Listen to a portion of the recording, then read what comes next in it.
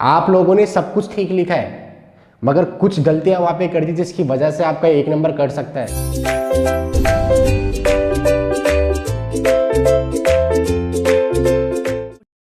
Hello everyone, मेरा नाम सागर अधिकारी है। आज की इस वीडियो में हम लोग 12th क्लास के लिए ग्रामर का टॉपिक कवर करने वाले हैं और टॉपिक का नाम है इन्विटेशन। टर्म 1 में हम लोगों को ये देखने को नहीं मिला था, हमने नोटिस किया था एमसीक्यू के रूप में, और टर्म 2 में हम लोगों को इसको लिखकर सॉल्व करना होगा, एमसीक्यू नहीं होगा। तो उसी के हिसाब से मैं सारी चीज़ें आप लोगों को बताऊंगा इन्विटेशन के बारे में। ये जो हम टॉपिक कवर करेंगे ना इन्विटेशन का, इसको हम 3 पार्ट्स में कवर करेंगे, 3 वीडियोज़ आप लोगों को मिलेगी। आज पार्ट 1 हम लोग देख रहे हैं जिसके अंदर हमें ये सीखने को मिलेगा कि कितनी तरह के इन्विटेशन हम लोगों को एग्जाम में देखने को मिल सकते हैं और क्या मार्किंग स्कीम रहेगी, कहाँ नंबर कटते हैं, कहाँ हमें नंबर मिलते हैं और किन किन बातों को हमें ध्यान में रखना है। तो चलिए फिर वीडियो को स्टार्ट करते हैं। आज जो हम टॉपिक कर रहे हैं वो टॉपिक कर रहे हैं इन्विटेशन। इन्विटेशन ये वर्ड हम लोगों के लिए नया नहीं है, ये हमने काफ़ी बार सुना है ना। शादी में किसी को इनवाइट किया जाता है, किसी को बर्थडे पार्टी में इनवाइट किया जाता है, कोई सेरेमनी है, कोई फंक्शन है, किसी भी ओकेजनल पार्टी में किसी को इनवाइट किया जाता है, वही इनविटेशन है। यहाँ पे क्या लिखा हुआ है, an invitation is a formal request to someone to attend any specific occasion, celebration, program और इवेंट। कि भाई एक फॉर्मल रिक्वेस्ट होती कि बड़े ही प्यार से किसी को बोला जाता है कि आप हमारे ओकेजन को अटेंड कीजिए, आप हमारे सेलिब्रेशन को अटेंड कीजिए। कोई प्रोग्राम हो सकता है, कोई भी इवेंट हो सकता है, किसी भी चीज़ के लिए। तो जब आप किसी को इनवाइट करते हैं वही इनविटेशन है, और यही बात हम लोगों से एग्जाम में पूछी जाएगी। अच्छा, उसके नीचे लिखा हुआ है अलॉटेड मार्क जो इसको दिए जा रहे हैं वो कितने दिए जा रहे हैं, 3 मार्क्स। 3 मार्क्स का हम लोगों को ये एग्जाम के अंदर क्वेश्चन देखने को मिलता है। मैं आप लोगों को लास्ट में इसकी मार्किंग स्कीम भी समझाऊंगा, कहाँ पे नंबर कट जाते हैं। किन छोटी छोटी बातों का जब आप ध्यान रखेंगे तो वो आपके नंबर कट नहीं होंगे। और मुझे ये लगता है कि टॉपिक जो है ना बहुत इजी है, डिफिकल्ट वाली तो कोई बात नहीं। एक छोटा सा पैटर्न है, छोटा सा फॉर्मेट है, चीज़ों को याद रखोगे आसानी से आप स्कोर कर पाओगे। उसके बाद जो हमारे पास लिखा हुआ है टाइप्स ऑफ इन्विटेशन। इन्विटेशन आप लोगों के 2 तरीके के होते हैं, जैसे कि आपने लेटर्स में भी पढ़ा हुआ है। There are 2 types of letter, formal and informal. Similarly invitation के साथ भी कुछ ऐसा ही है भाई। इन्विटेशन भी 2 तरह के होंगे, एक आपके पास होगा फॉर्मल, एक आपके पास होगा इनफॉर्मल। तो फॉर्मल का थोड़ा सा पैटर्न अलग है और इनफॉर्मल का थोड़ा सा पैटर्न और फॉर्मेट अलग है। फिर ना इस फॉर्मल के अंदर भी भाई 2 पार्ट होने वाले हैं। एक पार्ट आप लोगों के पास होगा जो कि कार्ड की तरह आपको दिखता होगा, वैसे आपको इनवाइट करना होगा। सिमिलरली बिल्कुल जैसा आपको शादी का कार्ड मिलता है, जैसे लिखा होता है शादी के कार्ड में ना किसकी शादी है, किसने इनवाइट किया, क्या डेट है, क्या लोकेशन है, बिल्कुल उसी पैटर्न पे एक इनविटेशन हमें लिखना सीखना होगा। और एक इस फॉर्मल इनविटेशन के अंदर ही हम दूसरा टाइप जो देखेंगे, हम किसी को इनवाइट करते हैं किसकी फॉर्म में, लेटर की फॉर्म में। तो आज हम सिर्फ यही देखेंगे कि फॉर्मल इनविटेशन कैसे लिखा जाएगा, अगर उसको रिफ्यूज़ करने के लिए पूछा जाए तो कैसे लिखना है, अगर उसको एक्सेप्ट करने के लिए पूछा जाए तो कैसे लिखना है। पार्ट 1। पार्ट 2 में क्या होगा, वही फॉर्मल इनविटेशन मगर वो लेटर वाली फॉर्म में मैं आप लोगों को करवाऊंगा। लेटर वाली फॉर्म में ही रिफ्यूज़ कैसे करना है, लेटर वाली फॉर्म में एक्सेप्ट कैसे करना है। और फिर आपका पार्ट 3 कौन सा होगा, इनफॉर्मल इनविटेशन। फिर उसका ही पैटर्न रहेगा, उसी का रिफ्यूज़ल रहेगा, उसी का एक्सेप्टेंस रहेगा। तो चलिए हम लोग फॉर्मल इनविटेशन स्टार्ट कर लेते हैं। इसमें सबसे जो पहला पॉइंट लिखा हुआ है सर, वो ये लिखा हुआ है to be written in 3rd person. आपको इनविटेशन लिखते वक्त एक बात का जरूर ध्यान रखना है, आपको आई और यू जैसे वर्ड इस्तेमाल नहीं करने हैं। मतलब 1st पर्सन नहीं यूज़ करना, 2nd पर्सन यूज़ नहीं करना। कह तो रहे कि हमें फॉर्मल इनविटेशन कैसे लिखना है, 3rd पर्सन के अंदर लिखना है। 3rd पर्सन का मतलब क्या, आप सिंपली लोगों के नाम यूज़ करेंगे, आप नाम से बातें करेंगे। आई वर्ड यूज़ नहीं करना कि आई इनवाइट मिस्टर आनंद, है ना, ऐसे नहीं बोलना। आपको कैसे बोलना है, आप नाम लेके बात करेंगे कि आगे बोलेंगे कि मिस्टर राहुल इनवाइट्स, फिर आगे जिनको आप इनवाइट कर रहे हैं वो भी उनका नाम आ जाएगा। कहीं पर आई जैसा वर्ड इस्तेमाल नहीं होगा। पहला पॉइंट आपको ये ध्यान में रखना है। अच्छा, दूसरा फिर क्या है, इसमें कुछ डिटेल्स आप लोगों को लिखनी होती है, जैसे कि एड्रेस वगैरह हो गया, एड्रेस कोड हो गया, और कोई इंस्ट्रक्शन अगर आपको देनी है तो कहाँ पे लिखनी होती है आप लोगों को, at the bottom to the left और द राइट साइड एज पर चॉइस। तो वो कह रहा है कि जब आपको अगर एड्रेस वगैरह बताना है, मैं आपको दिखा भी देता हूँ इन्होंने कैसे लिखा हुआ है। जब आपको एड्रेस बताना होता है, देख सकते हैं यहाँ पर इन्होंने लेफ्ट साइड में लिखा हुआ है, और कोई आपको अगर इंस्ट्रक्शन वगैरह देनी है, कोई विशेष वगैरह है, तो आप ये राइट या फिर लेफ्ट साइड पे कहीं पे भी लिख सकते हैं, वो आपकी खुद की चॉइस रहेगी। ठीक है, एड्रेस सबसे बॉटम पे लिखा जाएगा आप लोगों का, या तो लेफ्ट साइड में या तो राइट साइड में, वो आपकी खुद की चॉइस रहेगी, इस बात को ध्यान में रखिएगा। ठीक है जी। उसके बाद सर यहाँ पे ये लिखा हुआ है, अब कहता है कि subject matter is generally written in the centre. Subject matter मतलब जो आप बीच में जो भी मेन कंटेंट डालेंगे वो आपको बिल्कुल बीच में लिखना है। अगर आप लोगों ने शादी का कार्ड देखा है तो जो लोगों का नाम होता है, दुल्हन का, दूल्हे का, लोकेशन का, टाइमिंग वगैरह बीच में तो लिखी होती है ना। यहाँ पर भी देखेंगे आप लोग बीच में लिखा होगा सर, ये देखो बिल्कुल बीच में लिखा हुआ है, ये देखो बीच में लिखा हुआ है, यही कहना चाह रहा है। तो तीसरी जो इसकी इंस्ट्रक्शन है, पॉइंट है याद रखने के लिए बात, उसने ये समझा दिया आप लोगों को। और फिर उसके बाद यहाँ पे लिखा हुआ है no abbreviations to be used. आपको शॉर्ट फॉर्म्स एब्रीविएशंस यूज़ नहीं करनी है। आप देखेंगे पूरे इन्विटेशन के अंदर कहीं पे भी एब्रीविएशंस का इस्तेमाल नहीं किया जाएगा, तो इस बात के लिए आपको स्ट्रिक्टली मना किया जाता है। हमें इन्विटेशन लिखते वक्त एब्रीविएशन का इस्तेमाल नहीं करना है। फिर टेंस कौन सा इस्तेमाल करेंगे जी, simple present tense is used. पहली बात तो टेंस की जरूरत ही नहीं पड़ेगी आपको इस ये कार्ड वाले फॉर्म में ना, एक आधा सेंटेंस आएगा वहाँ पे भी आप ये देखेंगे प्रेजेंट टेंस आपका यूज़ हो रहा होगा। सिंपली वर्ब की फर्स्ट फॉर्म लगा के आपको बात करनी है। ज़्यादा से ज़्यादा वर्ब की फिफ्थ फॉर्म आ जाएगी वो अलग बात हो जाएगी, बट V1 आपका फोकस रहेगा। प्रेजेंट टेंस का मतलब यहाँ पर ये है, कोई ऐसा कुछ पैटर्न नहीं बनाना आपको कि इज एम आर करके हम बात करें, इतनी हमें सेंटेंसेस की यहाँ पर जरूरत ही नहीं पड़ेगी। फिर उसके बाद लिखा हुआ है जी, आपके जितने भी ये शॉर्ट राइटिंग के टास्क होते हैं ना, इसकी वर्ड लिमिट 50 होती है कि आपको 50 वर्ड्स के अंदर ही बात करनी है, ज़्यादा बड़ा चढ़ा के बहुत ज़्यादा नहीं लिखना है ना, ज़्यादा लेंथी नहीं करना आपको। अच्छा, फिर उसके बाद लिखा हुआ है each entry to be mentioned in a separate line. आपको सारी एंट्रीज अलग अलग लाइन में अलग अलग सेपरेट करके बतानी है। जैसे अगर कोई पर्सन किसी को इनवाइट कर रहा है तो उसका नाम अलग जगह आएगा, मतलब एक लाइन में आ जाएगा जो पर्सन जिसको इनवाइट करेगा। उसके बाद जो आप कोई फॉर्मल एक्सप्रेशन का इस्तेमाल करेंगे उसी के नीचे लिखेंगे, जैसे कि request the pleasure of your company, तो वो उसको आपको अगली लाइन में लिखना होगा, सेपरेट लाइन में। तो आप जब टाइम बताएंगे तो वो भी आपको अलग लाइन में लिखना है, जब आप डेट बताएंगे वो भी आपको अलग लाइन में लिखना है। अच्छा, पर्पस क्या है इन्विटेशन का वो बताना बहुत ज़रूरी है, और ये तो सिंपल सी बात है भाई, बताना ज़रूरी है तभी तो हम पता चलेंगे किस बात के लिए इन्वाइट हो रहे हैं, है ना। तो पर्पस क्या है, क्या ओकेजन है इनविटेशन का, वो भी क्लियर करना हम लोगों को बहुत ज़रूरी होता है इनविटेशन के अंदर। अभी मैं आप लोगों को ये सारी बातें ना एक एग्जांपल से भी समझा दूंगा, तो पूरा फॉर्मेट देख के आपको क्लियर हो जाएगा, बड़ा ही सिंपल है। और एक फ्रेज इसमें इस्तेमाल की जाती है, जैसे कि लिखा हुआ है RSVP, और एड्रेस हो गया, टेलीफोन नंबर हो गया, वो आपको कहाँ पे लिखना है, बॉटम में लिखना है, आपको ऊपर बताया गया था। ये डिटेल्स इसलिए लिखी जाती है ताकि जो इनवाइटी है, जिसे आप इनवाइट कर रहे हैं, अगर उसको कुछ क्वेरी करनी है, कोई बात अगर वो जानना चाहता है तो आपसे कांटेक्ट कर सके। तो वहाँ पर आपको नंबर या फिर टेलीफोन नंबर या फिर एड्रेस वगैरह वहाँ पर आपको लिखना बहुत ज़रूरी होता है। अच्छा, अगर आपने जो भी फंक्शन करवाया है, अगर उसमें कोई चीफ गेस्ट वगैरह भी आ रहा है तो आप उसका भी नेम मेंशन कर सकते हैं to make it big. Last point ये लिखा हुआ है, name of the chief guest of the program may be given. तो यहाँ तक ये सारी बातें क्लियर होगी, क्या क्या करना है क्या क्या नहीं करना है। बस इस बात में यही ध्यान रखना है आप लोगों को कि जितनी भी हम एंट्रीज करेंगे वो बिल्कुल सेपरेट करके लिखनी है हम लोगों को। आगे बढ़ते हैं। ये बातें अभी तक आपने देखी है, फॉर्मल इन्विटेशंस के लिए क्या क्या करना है क्या क्या नहीं करना है, 50 वर्ड्स के अंदर आप लोगों को लिखना है। और ये अभी हम कार्ड वाला फॉर्म कर रहे हैं, लेटर वाला फॉर्म हम लोग नेक्स्ट पार्ट में करेंगे, नेक्स्ट वीडियो में करेंगे। तो आगे बढ़ते हैं। इसमें लिखा हुआ है, अगर आपको किसी को फॉर्मल इनवाइट करना है मैरिज के लिए, ऑस्पिशियस ओकेजन के लिए, तो उसका क्या पैटर्न रहेगा, किस तरह का क्वेश्चन हमें देखने को मिलता है, एक बार वो हम देख लेते हैं। आप लोगों के लिए एग्जाम में क्वेश्चन भी जो है इस तरीके से लिखा आएगा। इसमें लिखा हुआ है, right a formal invitation for the marriage function of your daughter, कि भाई आप लोगों को इनविटेशन लिखना है, आपकी डॉटर की मैरिज है। पर्पस हमें समझ आ गया, क्वेश्चन भी हम समझ पा रहे हैं। तो अब जो आपने ऊपर बातें देखी थी ना, उससे कंपेयर करते रहना क्या क्या बताया था। उसने बोला था जितनी भी आपको डिटेल्स लिखनी है, कौन इनवाइट कर रहा है, क्या पर्पस है, क्या डेट है, सबको सेपरेट लाइन में डालना है। तो आपको एक बात का और ध्यान में रखना है, इन्विटेशन जो आपका होता है बॉक्स के अंदर क्लोज होता है। देखिए यहाँ पे बॉक्स बना हुआ है, और सबसे पहले जो चीज़ लिखी हुई इसमें लिखा हुआ है Mrs and Mr Madan Sharma. ये कौन लोग हैं, ये वो लोग हैं जो इनवाइट कर रहे हैं, ये इनवाइटर हैं जो इनवाइट कर रहे हैं, सबसे पहले उनका नाम आएगा सबसे ऊपर, ठीक है।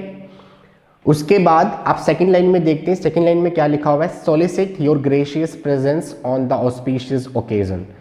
तो यहाँ पर ये बोला गया है, उनकी प्रेजेंस को बड़ा इंपॉर्टेंस दिया गया है। सोलिसिट का मतलब होता है टू आस्क फॉर। वो क्या चाहते हैं, आपकी प्रेजेंस चाहते हैं।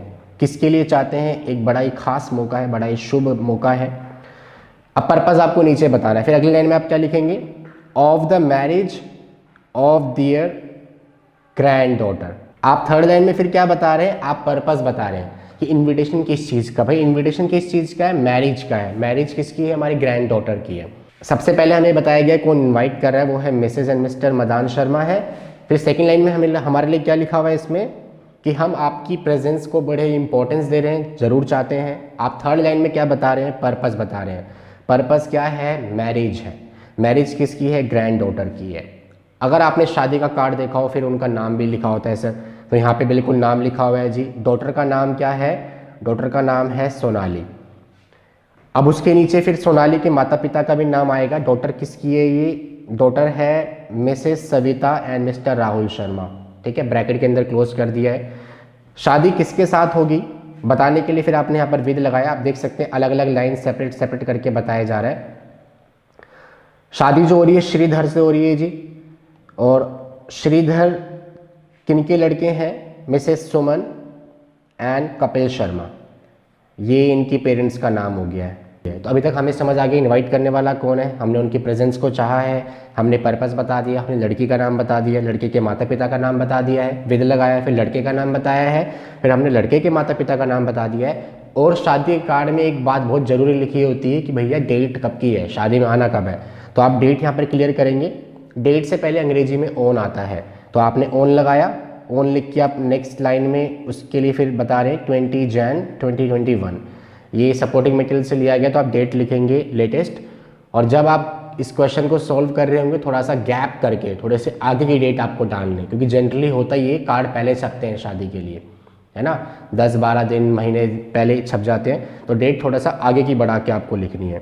ये उस दिन की डेट नहीं आएगी जिस दिन आप लिख रहे हैं, ये डेट उस चीज़ की है जो शादी की डेट आनी है आप लोगों के पास। तो आप डेट को चेंज कर सकते हैं, ध्यान रखिएगा। और टाइमिंग इवनिंग, आफ्टरनून, इवनिंग का प्रेफर कर सकते हैं। टाइम से पहले अंग्रेजी में एट लगाना बहुत ज़रूरी होता है, ध्यान रखेंगे इस बात का। तो यहाँ पर उन्होंने क्या लगाया हुआ है, एट 7:30 PM, बहुत ज़रूरी होती है ये बातें बताना ना। तो आपने डेट बता दी है, आपने टाइम बता दिया है, फिर आपके पास भाई लोकेशन भी तो है कि शादी में आना कहाँ है वो तो बताइए। और लोकेशन के लिए भी अंग्रेजी में क्या लगाया जाता है, एट लगाया जाता है। तो आपने लोकेशन बताई, अब लोकेशन क्या बताई कि भैया लोकेशन हमारे पास है रेड कारपेट पार्टी लॉन प्रीत विहार दिल्ली 110031, ये आपकी लोकेशन है जहां पर शादी होने वाली है। फिर उसके नीचे लिखा हुआ है with best compliments from Vinod Sharma and all the relatives. ये वो लाइनें हैं जो आप स्किप करना चाहें तो स्किप भी कर सकते हैं। जैसे शादी के कार्ड में लिखा होता है ना कि हमारी दीदी की शादी में जलूल जलूल आना, कुछ ये सारी बातें, तो वैसे ही कॉम्प्लीमेंट टाइप का लिखा हुआ है, चाहे तो आप इसको इग्नोर कर सकते हैं। हमारी जो मेन डिटेलिंग थी वो हमने ऊपर बता दी है। अब हमारा लास्ट इनविटेशन के अंदर क्या होता है, सर ये हमने कार्ड बनाया ना क्योंकि, तो लास्ट में आपको क्या बताना है, एड्रेस वगैरह बताना है भाई। अच्छा, इनविटेशन के अंदर आप एक चीज़ लिखते हैं, वो होता है आपके पास RSVP, R.SVP, जिसको हम पढ़ते हैं रिपोंडे सिल वू प्ले। फ्रेंच लैंग्वेज आप फुल फॉर्म तो लिखोगे नहीं, जिसका इंग्लिश में मतलब निकल के आता है प्लीज़ रिस्पोंड या फिर प्लीज़ रिप्लाई। RSVP आपने लिख दिया। फिर उसके बाद आप लोगों के पास नाम गिवन है मदान शर्मा, फिर B36 राजधानी इनक्लेव, फिर विकास मार्ग दिल्ली, फ़ोन नंबर आपने यहाँ पर गिवन कर दिया है। और इसी के साथ आपका जो ये इनविटेशन है वो ख़त्म हो जाता है। आई होप आपको ये पूरा टॉपिक और ये जो सारी चीज़ें हैं कवर हो गई है। बिल्कुल सिंपल है यार, जैसे शादी का कार्ड होता है ना, बिल्कुल उस तरीके का दिख रहा होगा, आप देख भी सकते हैं।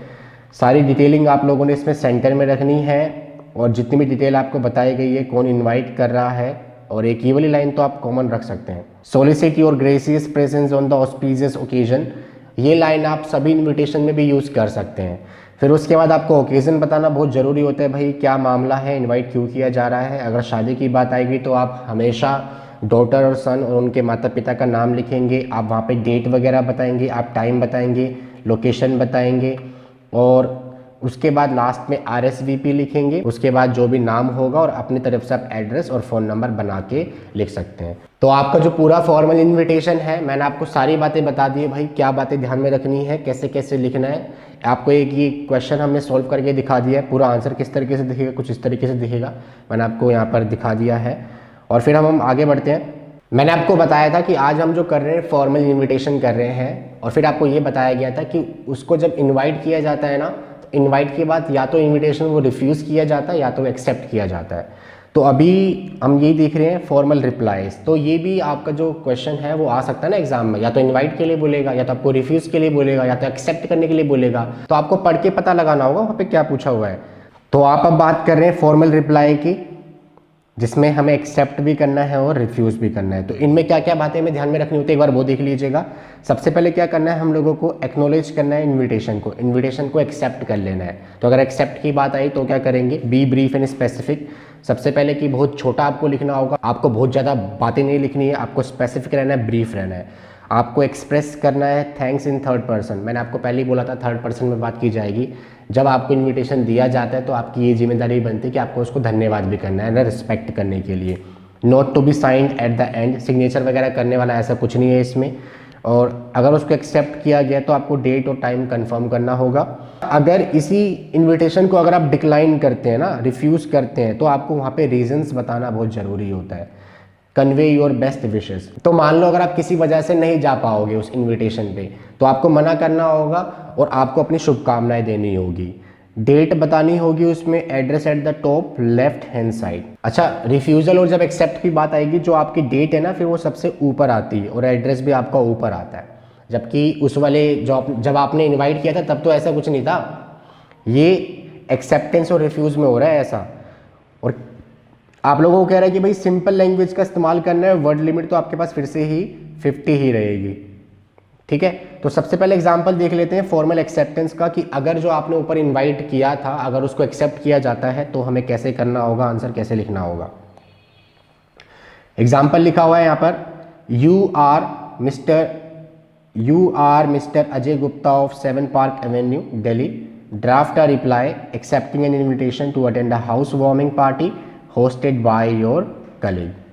तो आपका नाम बताया गया, आप अजय गुप्ता हैं, आपका एड्रेस दे दिया है 7 पार्क एवेन्यू दिल्ली। आपको रिप्लाई ड्राफ्ट करना है इनविटेशन को एक्सेप्ट करते हुए। बता दिए साफ साफ कि हम क्या कर रहे हैं, इनविटेशन को एक्सेप्ट कर रहे हैं।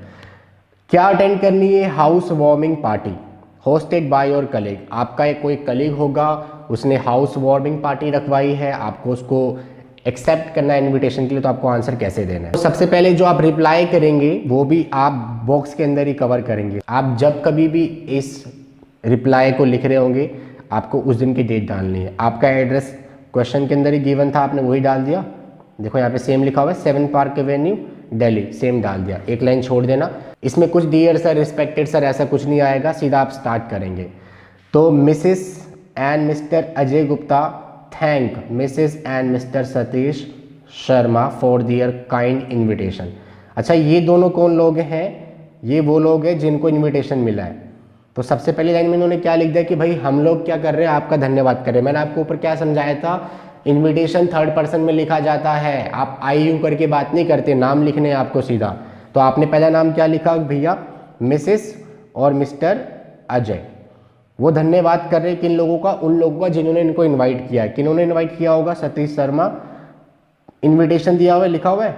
इनविटेशन किस चीज़ का था, on the house warming party. अब क्योंकि रिप्लाई कर रहे हैं तो कार्ड वैसे फॉर्म में नहीं बनाना, अलग अलग लाइन में नहीं लिखना, आपको कुछ इसको लाइन्स के पैटर्न में लिख देना है। धन्यवाद कर दिया, इन्विटेशन के लिए बता दिया, इन्विटेशन का टॉपिक बता दिया क्या था, आपने डेट बता दिए। इन्विटेशन कब के लिए आया था आप लोगों के पास, 20 जनवरी 2021 के लिए एट 11 AM, टाइम आपने बता दिया। आपको ये सारी डिटेल्स खुद से एज्यूम करके लिखनी है।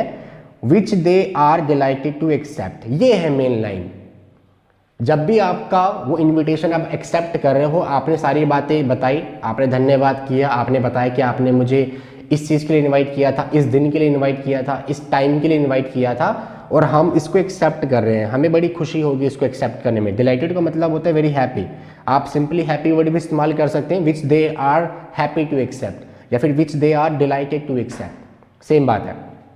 ये लाइन हमें बता रही है कि हमने उस इनविटेशन को एक्सेप्ट कर लिया है। फिर आगे लिखा हुआ है it's their great pleasure to attend the ceremony. और ये तो सौभाग्य वाली बात होगी कि हम उस सेरेमनी को अटेंड कर पाएंगे। आप देख रहे हो कितने अच्छे शब्दों से हमने उस इनविटेशन को एक्सेप्ट कर लिया, और जैसे ये रिप्लाई उस बंदे के पास जाएगा वो समझ जाएगा कि हाँ भाई वो लोग भी आएंगे। ये हमारा हो गया है एक्सेप्टेंस का रिप्लाई, हमने कर दिया इनविटेशन का। तो अगर एग्जाम में एक्सेप्टेंस के लिए बोलेगा तो हम इस तरीके से लिखेंगे। तो अभी तक हम कहाँ तक बढ़े कि हमने पहले किसी को इन्वाइट किया और सामने वाली पार्टी ने हमारे इन्विटेशन को एक्सेप्ट कर लिया है। अगर वो उसको रिफ्यूज करता है तो क्या बातें लिखनी है वो हमें ध्यान में रखना है। एग्जाम्पल देखते हैं, इसमें लिखा हुआ है you are Mr Ajay Gupta of 7 Park Avenue. Same ऊपर वाली डिटेलिंग यहाँ पे लिखी हुई है, draft a reply of refusal expressing inability to attend a house warming party hosted by your colleague. सारी बातें सेम है, एड्रेस वगैरह नेम वगैरह सारी बातें सेम है, मगर अब हमें हिंट दिया गया कि इस बार आपको क्या करना है, आपको रिफ्यूज करना है किसी कारणवश। वो अभी हम बताएंगे, हमें बताना जरूरी भी है। अब हमारा आंसर देखो दिखता कैसे है, बॉक्स के अंदर कवर होगा, ऊपर हमने लिखा हुआ है 20 जनवरी 2021, फिर उसके बाद हमारा एड्रेस जो कि हमें क्वेश्चन के अंदर गिवन था, फिर से हमने नाम लिखा Mrs and Mr Ajay Gupta thank Mrs and Mr Satish Sharma for their kind invitation on the house warming party on 30 January 2021 at 11 AM। सारी बातें सेम है ऊपर वाली, जैसे आपने एक्सेप्टेंस में लिखा था। अब आपने ऊपर क्या लाइन लिखी थी कि they are delighted to accept, क्योंकि आपने एक्सेप्ट किया था। अब क्योंकि हम इस इन्विटेशन को रिफ्यूज कर रहे हैं तो उसकी लाइन देखना क्या होगी, but regret their inability to accept the same due to urgent and unavoidable assignment abroad. आपने यहाँ पर बड़े ही फॉर्मल टोन में मना कर दिया है कि भैया हमें खेद है, हम किसी कारणवश उस समारोह में, उस पार्टी में नहीं आ पाएंगे, एक्सेप्ट नहीं कर पा रहे हैं। क्यों? क्योंकि हमें एक अर्जेंट काम है, ऐसा काम है जिसे हम अवॉइड भी नहीं कर सकते, हमें असाइनमेंट मिला हुआ है, काम मिला हुआ है अब्रोड का। ठीक है, तो यहाँ पे जाना बहुत जरूरी भी है जिसको हम अवॉइड नहीं कर सकते और जो कि बहुत अर्जेंट भी है। तो आपने सिंपली फॉर्मल टोन में अपना रीज़न बता दिया, एक स्ट्रॉन्ग रीज़न बताया है जिसकी वजह से हमें इस इन्विटेशन को रिफ्यूज़ करना पड़ रहा है। ठीक है, तो ये आपका आंसर हो गया रिफ्यूज़ल का। अभी तक हम लोगों ने देख लिया कि कैसे सामने वाले को हमें इनवाइट करना है। अभी जो हमने इनविटेशन लिखा है कार्ड वाली फॉर्म में लिखा है, लेटर वाला फॉर्म जो होगा हमारी नेक्स्ट वीडियो होगा, और उससे नेक्स्ट टू नेक्स्ट वीडियो में हम लोग कवर करेंगे इनफॉर्मल इनविटेशन। ठीक है, आज जो हमने किया वो सारा का सारा फॉर्मल इनविटेशन है। हमने एक्सेप्ट करना भी सीखा है, हमने रिफ्यूज़ करना भी सीखा है। अच्छा, अभी यहाँ पर बात खत्म नहीं हुई है। आप लोगों को मैंने आपको बोला था कि भाई कैसे कैसे हमें हमारे जो नंबर्स हैं वो कट कर दिए जाते हैं, मार्किंग स्कीम क्या बताई गई है। जैसे कि मैंने आप लोगों को बताया था, जो ये आपके पास इनविटेशन है ये 3 मार्क्स का आप लोगों के लिए होने वाला है। तो कंटेंट के हमें 2 मार्क्स मिलते हैं, एक्सप्रेशन के हमें 1 मार्क मिलते हैं। एक्यूरेसी के ऊपर यहाँ पर स्टार पॉइंट बना हुआ है, तो अभी नीचे जाकर देखेंगे क्या बात बताई गई है। यहाँ पर 3 मार्क्स आप कैसे बनाएंगे, कंटेंट के 2 मार्क्स हैं और एक्सप्रेशन के आप लोगों के लिए 1 मार्क है। तो कंटेंट के अंदर क्या क्या बातें आती है, कंटेंट के अंदर वही सारी बातें आएगी जी। इन्विटेशन की बात करो, एक्सेप्टेंस का है तो एक्सेप्टेंस करें, रिफ्यूज़ल का है तो रिफ्यूज़ करें, अगर नॉर्मल इनवाइट करना है तो सारी बातें, डेट, टाइम, पर्पस, कौन किसको इनवाइट कर रहा है, किसकी शादी है, किसकी बर्थडे पार्टी, ये सारी बात आपको क्लियर करनी होती है। वो आपका कंटेंट के अंदर कवर होता है, 2 मार्क्स उसके लिए। अच्छा, ये 1 मार्क जो हमें एक्सप्रेशन का मिल रहा है वो कैसे मिलेगा, हमें फंक्शनल लैंग्वेज का इस्तेमाल करना है। फंक्शनल लैंग्वेज कौन सी लैंग्वेज होती है, वो लैंग्वेज जो हम day to day life situations में यूज़ करते हैं, उस लैंग्वेज का इस्तेमाल करेंगे तो कहीं ना कहीं हम लोगों को 1 मार्क का एक्सप्रेशन का नंबर मिल जाता है। एक बात इसमें लिखी हुई है कि आपको 1 मार्क पूरा मिलना चाहिए, फुल क्रेडिट मिलना चाहिए 1 मार्क का। कब? कि अगर आपने इस फंक्शनल लैंग्वेज जो एक्सप्रेशन है कंसिस्टेंटली थ्रू आउट अच्छे से इस्तेमाल किए हुए हैं। ठीक है, आप लोगों को हाफ मार्क मिलता है अगर आपने जो फंक्शनल लैंग्वेज है वो जनरल वाले इस्तेमाल किए, बहुत नॉर्मल भाषा अगर आप बोल रहे हैं तो भैया हाफ मार्क मिलेगा। फिर कह रहा है no credit of marks, 1 number मिलेगा ही नहीं। कब नहीं मिलेगा? जब आपने फंक्शनल लैंग्वेज एक्सप्रेशन जो है इस्तेमाल ही नहीं की, नॉट एट ऑल, इस्तेमाल ही नहीं करोगे, day to day life situations के जो सेंटेंसेस है वो ही नहीं बोलोगे तो नंबर नहीं मिलेगा। लिखोगे नहीं मतलब तो नंबर नहीं मिलेगा भाई। तो कंटेंट तो आप लोग समझ गए थे, 2 मार्क्स का कंटेंट था आप लोगों का, 1 मार्क का एक्सप्रेशन है, तो 1 नंबर आपका कैसे कर सकता है, ये आपका मेन रीज़न है। अच्छा, एक्यूरेसी के लिए स्टार पॉइंट था, देखो जरा 1 मार्क आप लोगों को कम भी हो सकता है। आप लोगों ने सब कुछ ठीक लिखा है मगर कुछ गलतियां वहाँ पे कर दी जिसकी वजह से आपका 1 नंबर कट सकता है। वो वजह जरा देखना, यहाँ पर क्या लिखा हुआ है, deduct half mark from total marks if all or either one of the following apply. आधा नंबर कट जाना चाहिए आप लोगों का अगर आपने इन बातों को फॉलो नहीं किया। वो क्या क्या है? The reply is not formatted correctly as an informal letter, largely in informal letter format. मतलब जो आपको रिप्लाई देने का ऊपर मैंने फॉर्मेट सिखाया था ना अभी, अगर आपने उस फॉर्मेट को फॉलो नहीं किया तो आपका हाफ मार्क कट हो सकता है। अच्छा लिखा हुआ है has a few inaccurate spellings and grammatical structures. अगर थोड़ी सी आपने स्पेलिंग मिस्टेक कर दी है, अगर कोई ग्रामेटिकल आपने एरर वहाँ पे कर दिया तो भी आपका हाफ मार्क कट हो जाता है। ये तो हाफ मार्क के लिए था, 1 मार्क तक कट किया जा सकता है। फिर लिखा हुआ deduct 1 mark from total marks if all or either one of the following apply. अगर ये दोनों पॉइंट अप्लाई कर दिए जाते हैं या इनमें से भी कोई एक पॉइंट अप्लाई हो गया है, तुमने ये गलती कर दी है, तो आपका पूरा का पूरा 1 नंबर कट जाता है। 3 में से आपके 2 ही नंबर आएंगे। वो क्या? पहला कि the reply is not in informal letter format has a fair number of format inaccuracies. मतलब वही, अगर आपने फॉर्मेट में कोई गलती कर दी तो उसके नंबर कट जाने आपके। अच्छा, हैज़ ए टोटल ऑफ 3 और मोर स्पेलिंग ग्रामेटिकल एरर्स। अगर आपने थोड़ी बहुत मिस्टेक की है, आधा नंबर कट जाएगा। अगर आपने गिनती की 3 स्पेलिंग मिस्टेक या फिर ग्रामेटिकल एरर कर दी पूरे इस इन्विटेशन जो आपने क्वेश्चन सोल्व किया है, कोई 3 स्पेलिंग मिस्टेक या फिर कोई 3 ग्रामेटिकल एरर कर दिया, तो आपका पूरा का पूरा 1 नंबर कट जाएगा। ठीक है, ये है आपके पास मार्किंग स्कीम। तो ये जो बातें बताई गई ना, जिन जिन के लिए नंबर काटने की बातें कर रहे हैं, वो हमें बिल्कुल नहीं करना।